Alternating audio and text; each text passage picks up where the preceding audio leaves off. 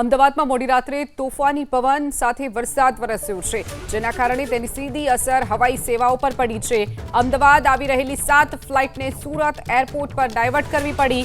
બેંગલુરુ, ભુવનેશ્વર, પટના, હૈદરાબાદથી અમદાવાદ આવતી ફ્લાઇટને ડાયવર્ટ કરવાની ફરજ પડી હતી, તો પટનાથી અમદાવાદ આવતી ફ્લાઇટ પણ સુરત ડાયવર્ટ કરવાની ફરજ પડી હતી।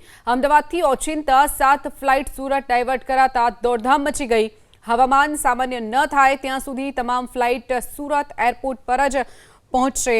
તો અમદાવાદમાં મોડી રાત્રે તોફાની પવન ફૂંકાયો અને જેના કારણે ફ્લાઇટોને તેની સીધી અસર પડી છે। લગભગ 7 જેટલી ફ્લાઇટ ડાયવર્ટ કરવાની ફરજ પડી હતી। અમદાવાદ આવી રહેલી 7 ફ્લાઇટને સુરત એરપોર્ટ પર ડાયવર્ટ કરવામાં આવી હતી। બેંગલુરુ, ભુવનેશ્વર, પટના, હૈદરાબાદથી આવતી ફ્લાઇટને સુરત એરપોર્ટ પર લેન્ડ કરવાની ફરજ પડી હતી। પટનાથી અમદાવાદ આવતી જે ફ્લાઇટ હતી તે પણ સુરત ડાયવર્ટ કરવાની ફરજ પડી હતી। અમદાવાદથી ઓચિંતા 7 ફ્લાઇટ સુરત ડાયવર્ટ કરાતા સુરત એરપોર્ટ પર પણ દોડધામ મચી ગઈ હતી। તો હવામાન સામાન્ય ન થાય ત્યાં સુધી તમામ ફ્લાઇટો સુરત એરપોર્ટ ડાયવર્ટ કરવામાં આવશે।